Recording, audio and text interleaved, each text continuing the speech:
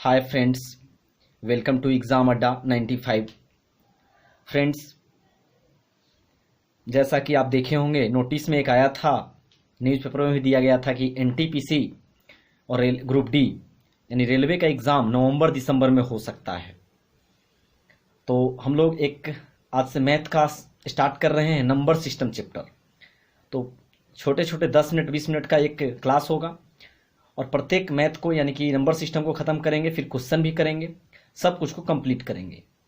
तो चैनल पर पहली बार विजिट किए हैं तो प्लीज़ सब्सक्राइब कर लीजिएगा और बेल बटन प्रेस कर लीजिएगा ताकि प्रत्येक वीडियो का नोटिफिकेशन आप तक पहुंचता रहेगा, कोई भी क्लास मिस नहीं होगा।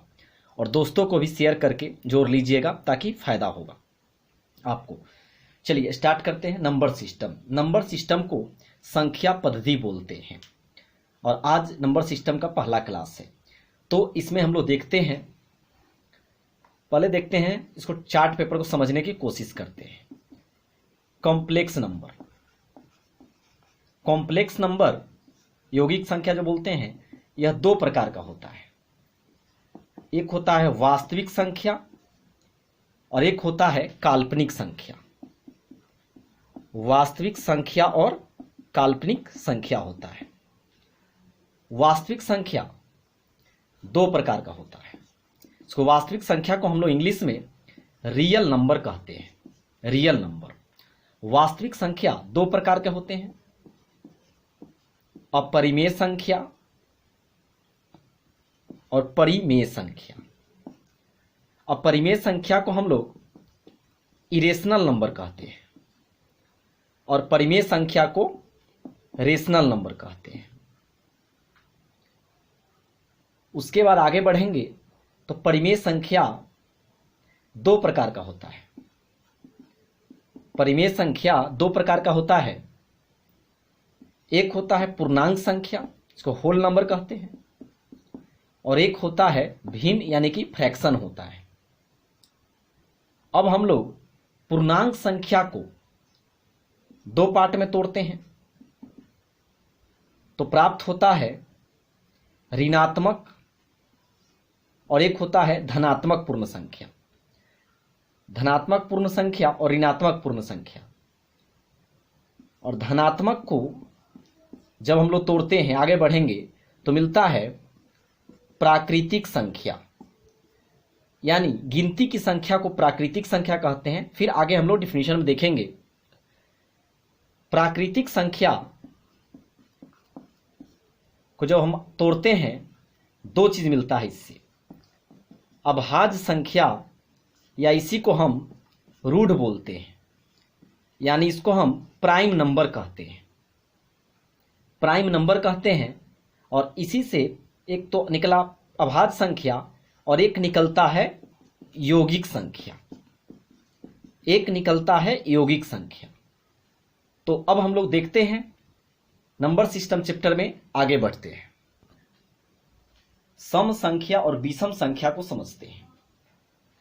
छोटी छोटी पॉइंट्स है बट बहुत ही इंपॉर्टेंट साबित होगा। सम संख्या दो से भाग देने पर पूरी विभाजित हो जाती है, उसे सम संख्या कहते हैं। उसे सम संख्या कहते हैं। सम संख्या को इंग्लिश में इवन नंबर कहते हैं।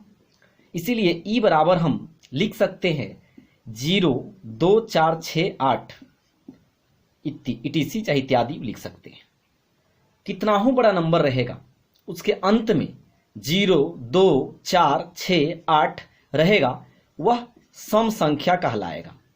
जैसे इतना बड़ा नंबर है 843254, 4 लास्ट में आ गया, यानी 4 क्या है? सम संख्या है। तो इसका मतलब ये टोटल क्या है? सम संख्या है। और सम संख्या हमेशा दो से क्या होता है? विभाजित होता है। 69852, अंत में 2 आ गया, यानी कह सकते हैं यहाँ पे 69852, यानी लास्ट में 2 आया है और यह क्या है? सम संख्या है। तो सम संख्या आप जान गए। इसके बारे में कुछ और स्टेप जानते हैं इंपॉर्टेंट। सम संख्या एक आगे जरूरत पड़ेगा, आगे चैप्टर में एक बहुत ही इंपॉर्टेंट फार्मूला, लगातार सम संख्या की बात चलेगा, सवाल में कुछ नहीं रहेगा। तो आपको क्या मानना है? आपको मानना है x, x + 2, x + 4, x + 6। अब क्यों मानना है इसको तो देखते हैं। प्रथम सम संख्या 2 होता है, 2 में 2 जोड़ दीजिए 4, यानी x की जगह पर 2 हो गया, 2 + 4 6, 2 + 6 8। देखिए यही फार्मूला के आधार पर हम लोग आगे की सम संख्या को प्राप्त कर लेते हैं।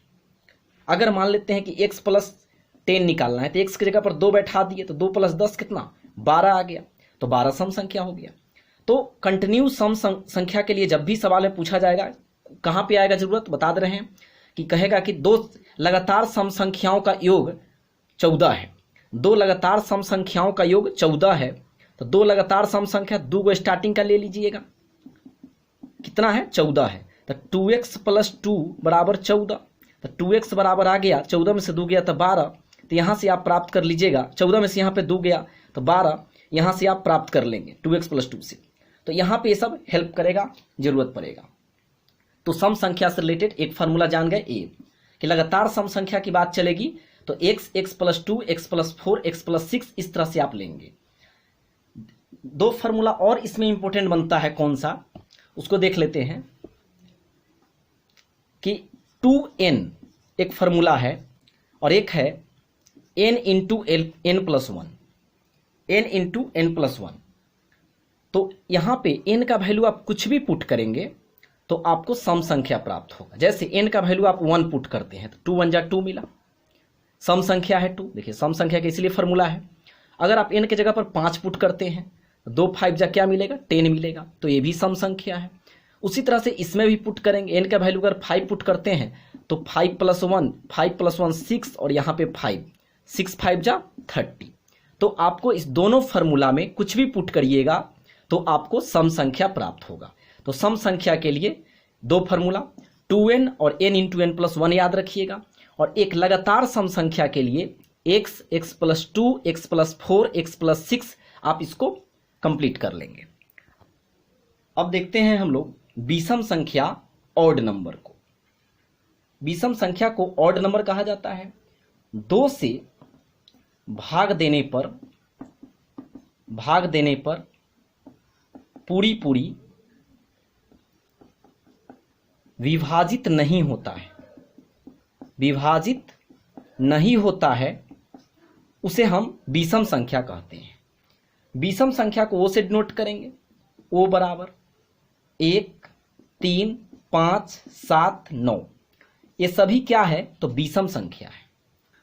इसका हम फार्मूला कैसे लेते हैं तो इसका सूत्र होगा वही same formula, x, x + 2, x + 4, x + 6, x + 8। लगातार विषम संख्याओं को प्राप्त करने के लिए आपको इसका प्रयोग करना है। x, x + 2। अब कहेंगे आपकी सम संख्या में भी वही लिए थे फार्मूला और विषम संख्या में भी वही लिए थे, तो हाँ यही लेना है। जैसे देखिए पहली विषम संख्या 1 है तो 1 + 2 3, 1 + 4 5, 1 + 6 7, 1 + 8 9। लगातार विषम संख्या आ गया कि नहीं आ गया? आ गया। तो एक सूत्र फार्मूला आपको एक लगातार विषम संख्याओं के लिए x, x + 2, x + 4, x + 6, x + 8 लेना है। एक और फार्मूला लेना है इसमें, क्या तो लेना है 2n + 1 और एक लेना है 2n - 1। आप इसमें n का वैल्यू कुछ भी पुट करेंगे आपको विषम संख्या प्राप्त होगा। n के जगह पर अगर 4 बैठाते हैं 2 × 4 = 8 + 1 क्या हुआ 9 प्राप्त हुआ।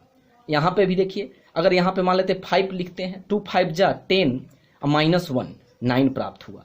तो आप n के वैल्यू आप कुछ भी लेके देख रहे हैं, इवन नंबर ऑड नंबर कुछ भी लिख रहे, तो आपको फाइनल रिजल्ट जो मिल रहा है वो आपको मिल रहा है विषम संख्या मिल रहा है। तो विषम संख्या के लिए आपको इतना इंपॉर्टेंट रखना है, क्योंकि इससे फार्मूला जो ऊपर में दिया हुआ है x, x + 2 से, इससे आपका सवाल आगे बहुत सारे चैप्टर में आपको मिलेगा। तो बढ़ते हैं आगे, हम लोग प्राकृतिक संख्या को देखते हैं। तो प्राकृतिक संख्या नेचुरल नंबर जिसको बोलते हैं, तो इसको कैसे कंप्लीट करना है तो याद रखना है गिनती की संख्या को गिनती की संख्या को प्राकृतिक संख्या कहते हैं, और इसको प्राकृतिक संख्या को इंग्लिश में नेचुरल नंबर बोलते हैं। तो इसीलिए n बराबर लिखेंगे 1 2 3 4 5। कुछ लोग जीरो से स्टार्ट कर देंगे, इसे जीरो से स्टार्ट नहीं करना है। क्यों? क्योंकि प्राकृतिक संख्या गिनती की संख्या को बोलते हैं। गिनती जब भी हम लोग स्टार्ट करते हैं तो 1 से स्टार्ट करते हैं। गिनती की संख्या को प्राकृतिक संख्या कहते हैं। यहां पे एग्जाम्पल हो गया 1 2 3 4 5। अब देखते हैं पूर्ण संख्या। तो गिनती की संख्या के पहले, गिनती की संख्या के पहले शून्य लगा देते हैं। शून्य लगा देने पर पूर्ण संख्या का निर्माण होता है। पूर्ण संख्या का निर्माण होता है।